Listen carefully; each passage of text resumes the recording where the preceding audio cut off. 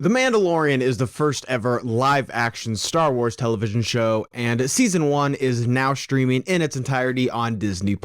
This show follows a Mandalorian navigating through the fractured New Republic as he tries to protect a high-value bounty. Before we get into this spoiler-free review of Season 1 of The Mandalorian, if you wouldn't mind leaving a like on this video because it helps boost my content and I would greatly appreciate it. When Disney announced that they were making a streaming service, I think I was pretty excited at the possibilities of serialized, televised Star Wars programming. As much as I have personally enjoyed some of the recent films that Disney has released under the Star Wars brand, I know that there is a large portion of fans who are not as pleased with these movies. So I think that this platform has the opportunity to bridge the gap between those who have not enjoyed the newer fare from Disney and wished it felt a bit more like it was with the original trilogy, and those who have enjoyed some of the newer Disney films. And I think the reason that the show has the opportunity to do so is because this program is able to introduce new and exciting characters. And I think for the most part, that's what The Mandalorian has done. The show sets up Disney Plus to be an avenue for impactful and exciting Star Wars storytelling. Now, reportedly, Jon Favreau was interested in telling a Star Wars story utilizing characters that he grew up on, like Boba Fett and IG-88,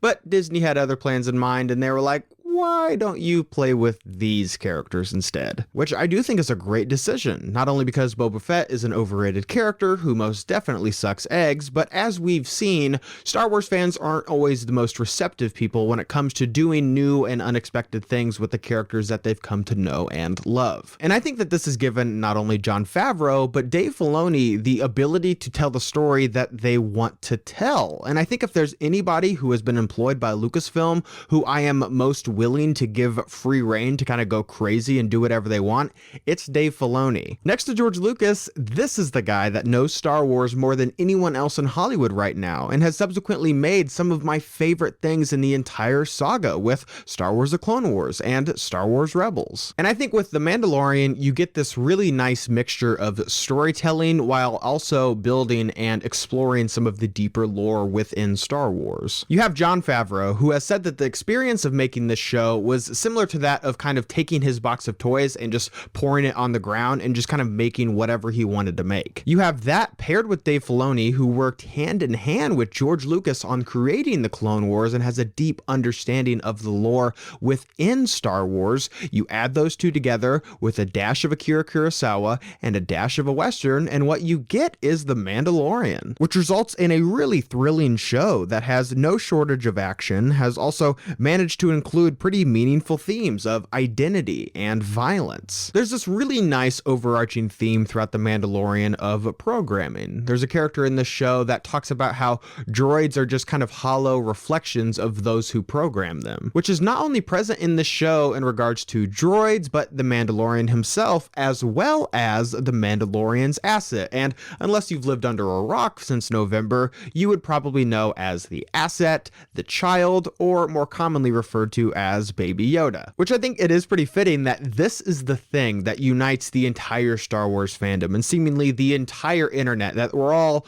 willing to risk it all in order to protect this little treasure. And I think with the inclusion of Baby Yoda, that allows this show to have a beating heart at the center of it, as well as a lot of humor, which I just gotta say how weird it is that we live in a time where memes are like a legitimate form of marketing. If you honestly believe that this show would even be half as successful as it is without the inclusion of Baby Yoda and from that memes, I think you're fooling yourself. And do you honestly believe that people would be clamoring for a plush toy of a blurg around Christmas time instead of Baby Yoda? But thankfully, Baby Yoda isn't just this cute little thing that audiences can be in love with. Instead, this little guy has actual thematic importance to the entirety of Season 1. This show is all about past and legacy and reclaiming identity. We see the Mandalorian go through a literal physical transformation throughout this entire entire season as he gains more Beskar for his armor. And in doing so, he's able to move on to new stages in his life and leave his past behind. He literally says that his armor has lost its integrity. And of course, no spoilers, but this show goes into some really fascinating ideas of what is a Mandalorian? How do you become one? What defines a Mandalorian? What are their values? It's something that I have loved learning more and more about as the season progresses, and it's something that's going to be explored even further in this upcoming season of The Clone Wars. And I think in addition to all of that, this show gives fans plenty of things to salivate over, whether you're a fan of the original Star Wars trilogy, the prequels, the Clone Wars, Rebels, everything extending to even the holiday special. There are things in the show that you will recognize. And they are the kind of references that I really do appreciate because they don't interrupt the flow of the narrative. Instead, more oftentimes than not, they work in service of it. A perfect example of this would be in episode 5 of season 1, in which they visit a familiar location, and in doing so, the show is able to recontextualize the state of the galaxy following the fall of the Empire. This is something that I do feel has been lacking in some of the new Star Wars theatrically released films, and I'm glad that this show is finally able to address that fact, that the galaxy was a vastly different place after the Empire fell. And locations like the Outer Rim were kind of left to their own devices, which is a perfect setting for this samurai western, which is largely what this show is. And I think it's great that The Mandalorian has started this debate among Star Wars fans. I mean, Star Wars fans debating, who would have thought that? But this show has begun the discussion on whether the show works as a serialized television show or something more episodic. The beginning and ends of season 1 are far more serialized than the ones in the middle, which kind of go on an episode-to-episode basis. And if I'm being honest, I think that this show works the best when it builds on the things that happen in the prior episode, and it does so in a much more serialized way. However, I do think it's worth noting that I'm not exactly opposed to these more episodic filler episodes. And I think the reason for that is, although these episodes may feel like just that is filler, I think these episodes have great importance in regards to the overarching themes of this season. And I think once season 1 is all said and done, I think you're able to look back and understand why those episodes are there and why they're necessary. Now, at the time, I was kind of right there with some of you watching this, that I was like, what are we doing? Where is this going? Are we going on another side mission?